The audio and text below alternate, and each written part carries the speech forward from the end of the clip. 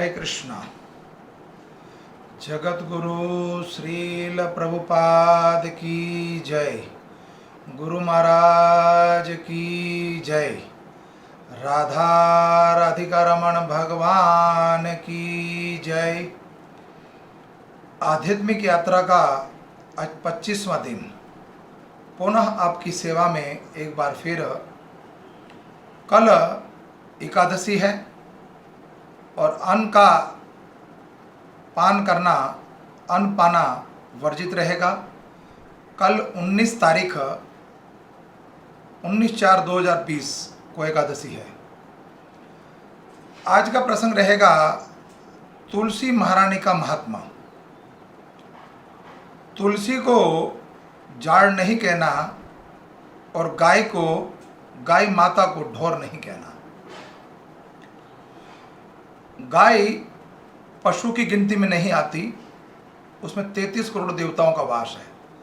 ठीक उसी तरह ये तुलसी जो है ये दिव्य है, ये दिव्य भगवान के चरणों में और भगवान की सेवा में लगती है। अब सर्वप्रथम तुलसी की महात्मा में बताते हैं आपको कि प्रारंभ करने से पहले तुलसी महारानी को प्रणाम मंत्र।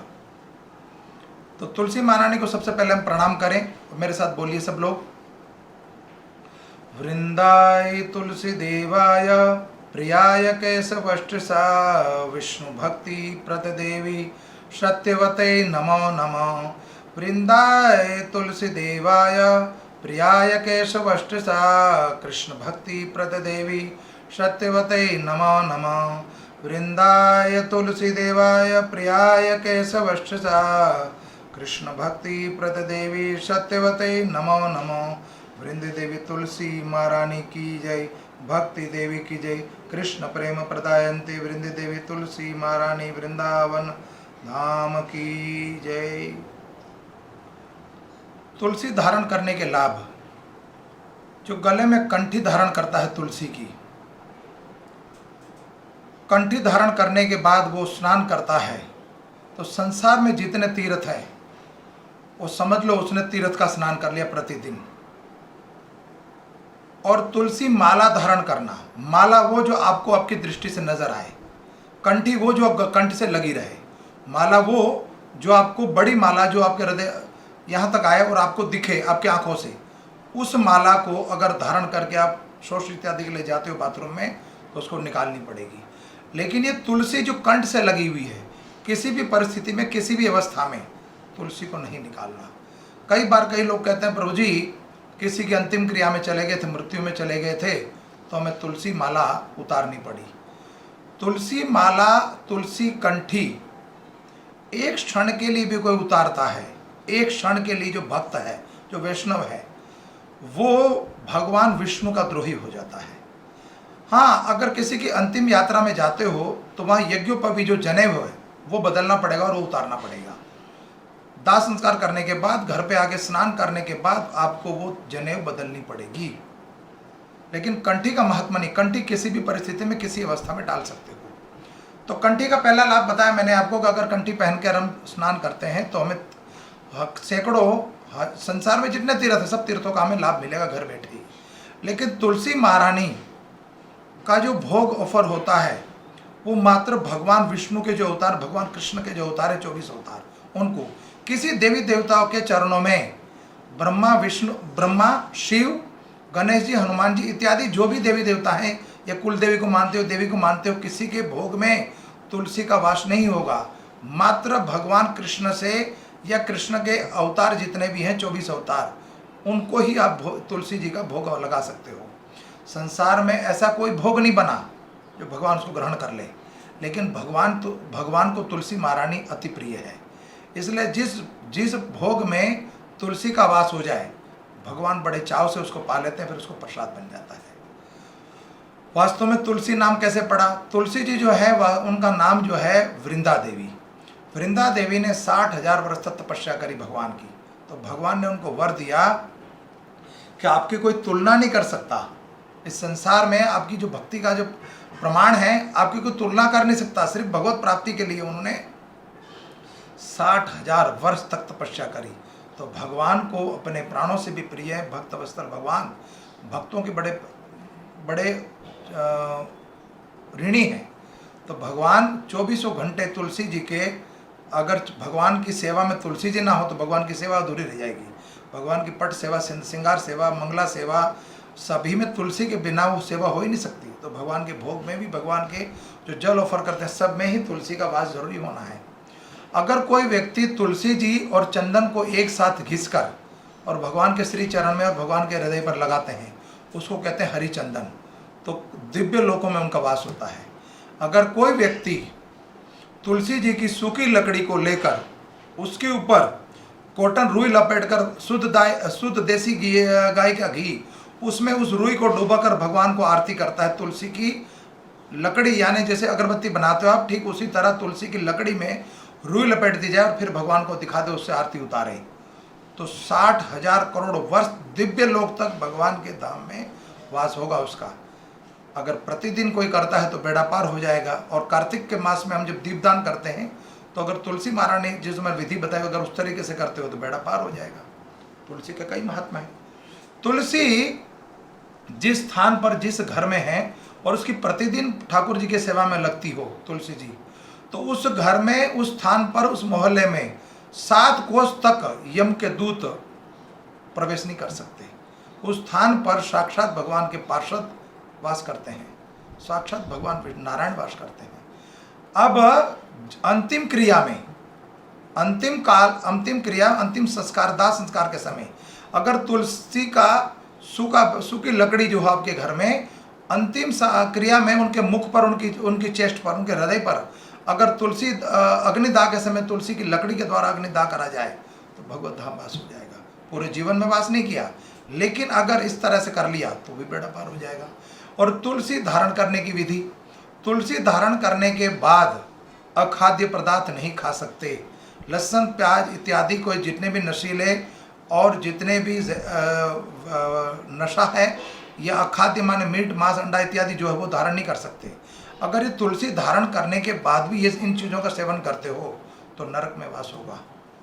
तुलसी जी का प्रमाण है शास्त्रों में, तुलसी जी के बिना भगवान को भोग ऑफर नहीं होता। और तुलसी का महात्मा, एक ब्रज के संत, भव्य उत्सव है एक ब्रज में एक जगह, वहाँ कृष्ण कथा, भागवत कथा का आयोजन हुआ है। उस स्थान पर भगवान के परम भक्त रस खान वहाँ उपस्थित हुए। अब मैं जो नाम बोल रहा हूँ उससे घबराइए मत। संसार में किसी भी योनि का व्यक्ति भगवान का भक्त हो सकता है।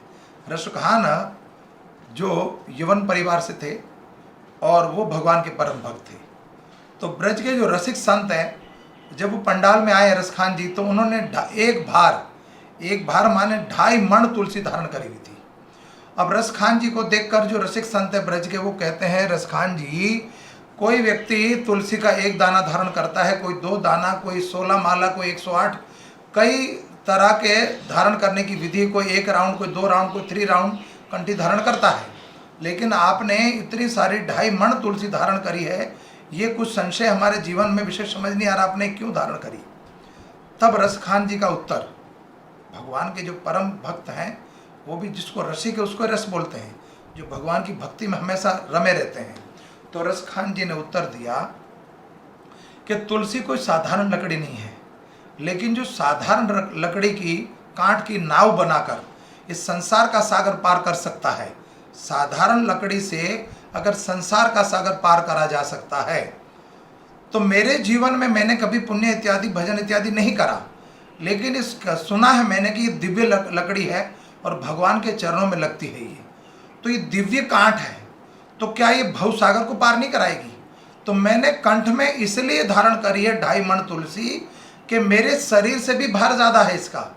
तो नाव में जो व्यक्ति बैठता है उस व्यक्ति का वजन और नाव से कम होता है। तो ये दिव्य लकड़ी की मैंने नाव बना ली है और मुझे ठाकुर जी के चरणों में भगवत धाम मेरा वास हो जाए, इस भव सागर से मैं निकल जाऊं और मृत्यु लोक से निकलकर भगवान के धाम में चला जाऊं, इसलिए मैंने कंठ में ये तुलसी धारण करी है।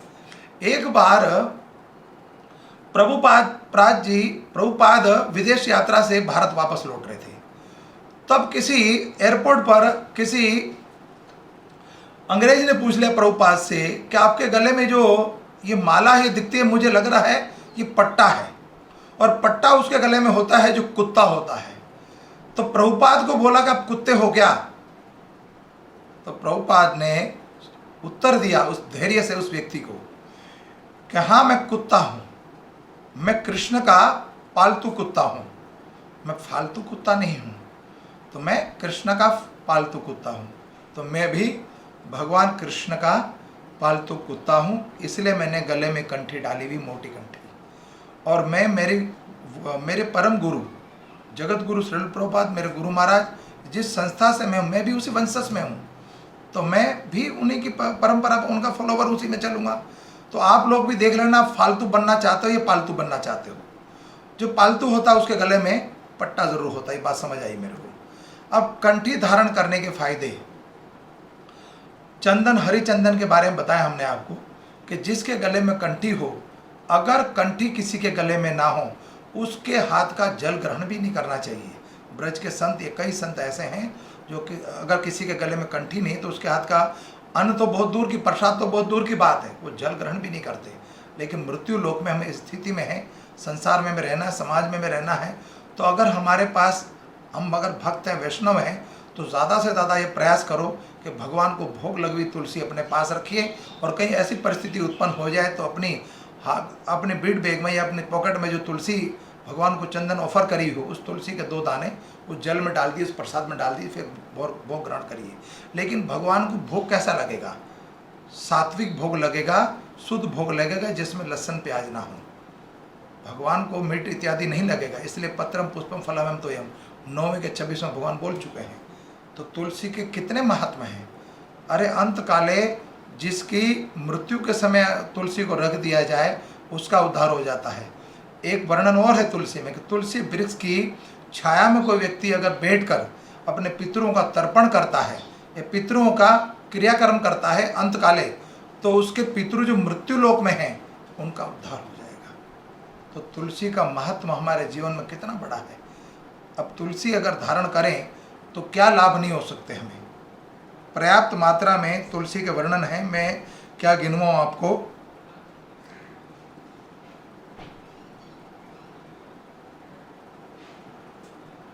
हरे कृष्णा कृष्णा कृष्णा हरे हरे, हरे राम राम राम हरे।